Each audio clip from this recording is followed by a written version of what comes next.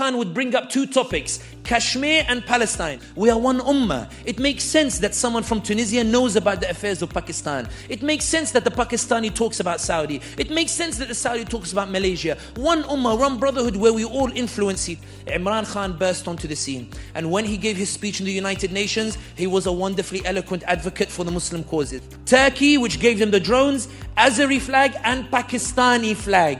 When it emerged onto the scene, there was a shift in the Muslim world that culminated in the Kuala Lumpur summit in 20.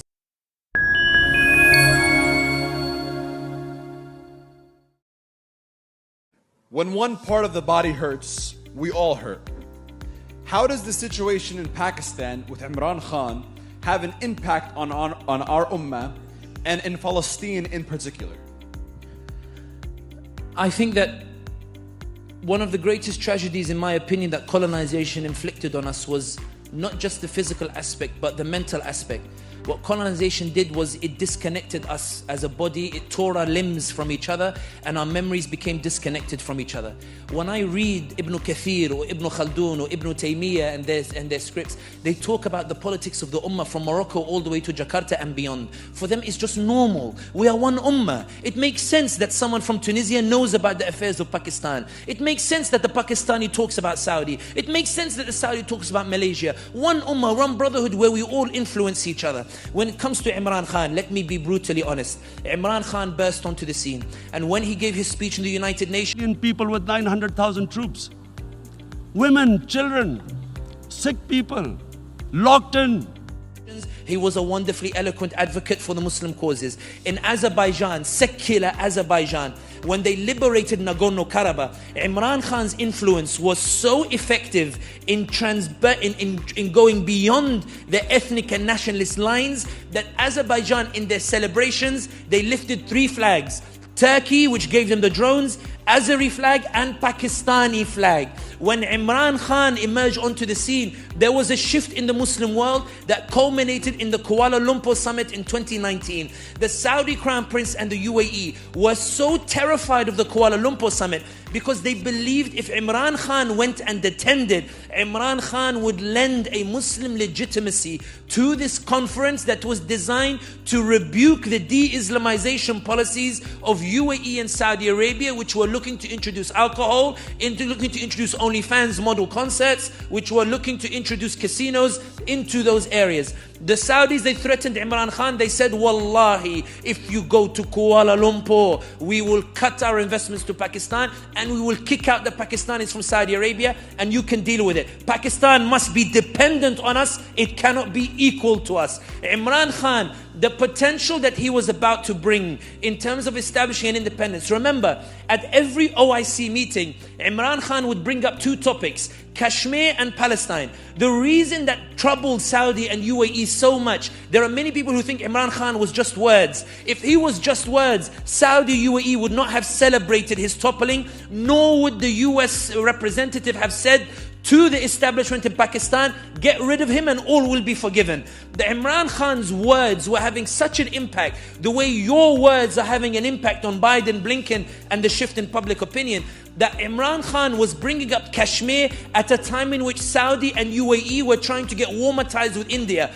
Remember, when Indian Prime Minister Modi's official insulted the Prophet Muhammad sallallahu alaihi wasallam and Sayyidina Aisha radiallahu anha, Modi panicked so much that he issued an unprecedented statement. He said, "We respect all religions." His party had never made a statement like that in their entire history. They commissioned an article in Oman and other Arab capitals desperately trying to defend Modi and saying Modi had kicked out the official. Modi was worried that there would be a boycott and that the Muslim nations would punish India. Guess which country bailed Modi out and invited him to their capital to tell him, don't worry, this issue doesn't matter to us, ignore the Muslim anger. It was the United Arab Emirates, where bin Zayed received Modi and told him, Ta'ala, come and they hugged him and they built a temple in UAE last week to show we're moving beyond Islam and Muslim causes, where now we want warmer ties, we don't really care about these issues. Imran Khan was making them sign on papers telling them that they respect Kashmir's right to independence at a time in which they didn't want to upset India. So they were getting annoyed. Imran Khan kept bringing up Palestine at the OIC and making Saudi and UAE sign on a commitment to Palestinian liberation at a time in which UAE and Saudi were trying to get close to the Israelis. They told Imran Khan, listen, calm down, bro. I'm trying to get close to India and Israel. Why do you keep bringing up these issues? Why do you keep talking about it? The Saudis were getting them not to talk about it. We brought Iggy Azalea and Shakira and Mariah Carey to get them to forget about Palestine, Kashmir. Why are you bringing it up in the OIC? The UAE said we're building casinos and the like to make them forget about Palestine and Kashmir. Relax, why do you keep talking about it? Take a few million and shush. And Imran Khan said, I'm not gonna shush. Then Imran Khan made the greatest crime in Pakistan. He tried to appoint a chief of staff of the army and appoint an intelligence chief, which is the democratic right of any elected leader, but in Pakistan apparently it's haram. It's la yajuz. So they panicked and they kicked him out of power.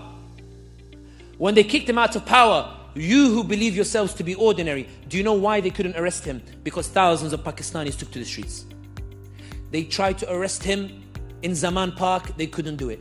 They tried to, they said let's hold by-elections just to get rid of PTI. They did the by-elections, PTI won a landslide election in the largest province in Pakistan, in Punjab. Then they panicked and they said, Ya ilahi, what's going on over here? Then PTI, they tried to pull a nice move. They wanted to dissolve the assembly of Punjab to force general elections.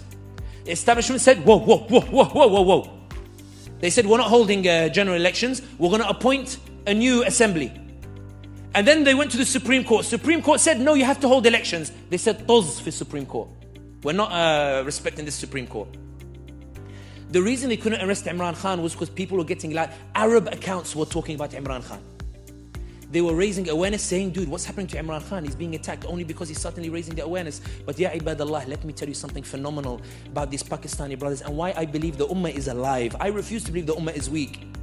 The establishment spent 2 years preparing to rig the elections to ensure that Imran Khan would be eliminated from the scene and PTI. They got him in prison, they arrested him because on May 9th some installations were burnt. Some Pakistanis, they got scared suddenly and they went home. I don't know why, but in any case, it is what it is. They arrested Imran Khan. They threw 250 charges. They found something about his marriage. Apparently the wife didn't wait for an iddah period or something. Something was so ridiculously disgusting the way they did it. But in any case, they put him in prison and they tried to rig the elections. But this is the point I was making about social media. When I said earlier that they can shadow ban thousands of accounts, they can't shadow ban millions. They can't shadow ban millions of accounts. They can't shut down millions of voices. Because when they tried to rig the elections, what the Pakistanis did was they went and voted for independents who are from Imran Khan's party. And they came first. They started rigging in broad daylight. I went to bed and there was somebody leading with like 180,000 votes. I woke up the next morning, they reduced it to 90,000 votes. It was rigging in broad daylight. But they were so clumsy at rigging that even international media came out and said it's clearly rigged election. The reason I give you this context is one, please read about what's happening in your ummah. Please learn about what's happening in your ummah. Please start to take an interest in the communities in your ummah. Please learn to talk about your ummah the way you talk about American football or basketball or the like.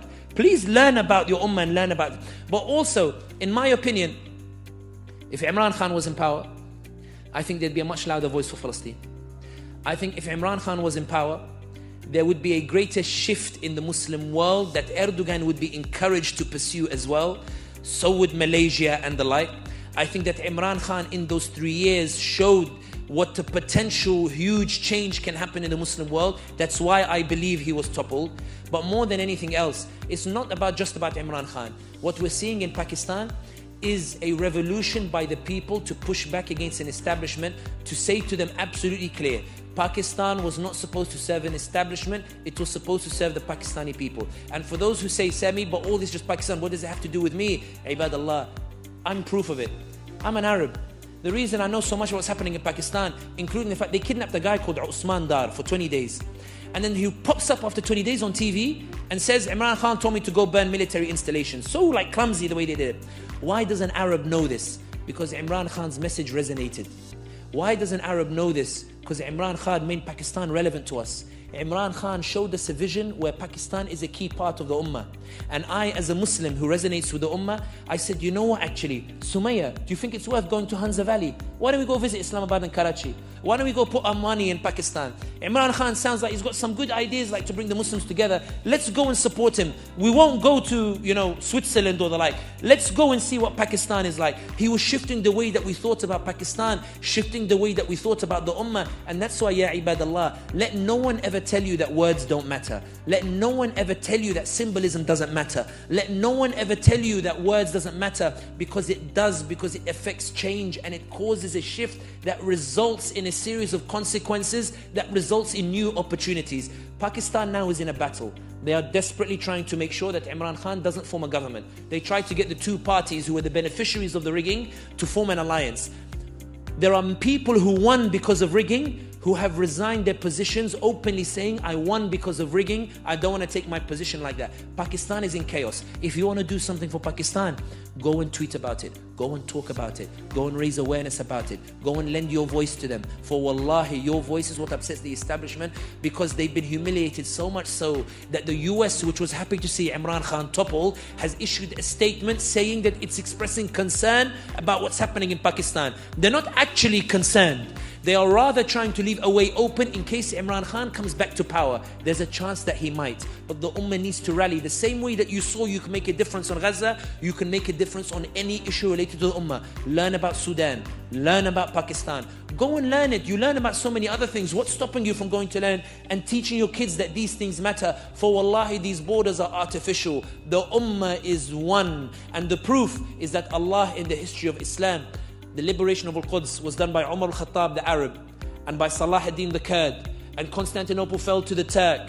And we have the most profound scholars in our history like Baba Ahmed from the West African kingdoms. And we have some of the greatest poets and scholars from modern day Pakistan and India. And we have the Mughals, and we have those from Malaysia and India. Every single ethnicity contributed to Islam, because for them Islam was not ethnocentric. Islam was beyond that. Islam was anybody who said, I'm a Muslim. That's why our armies were composed of people from everywhere. Ibadallah, when did the Ummah start believing these borders that were made? Let's look beyond it. Let's learn about it. Because wallahi, in my opinion, if the Pakistanis win in Pakistan, there will be a domino effect on the rest of the Muslim world, inshallah.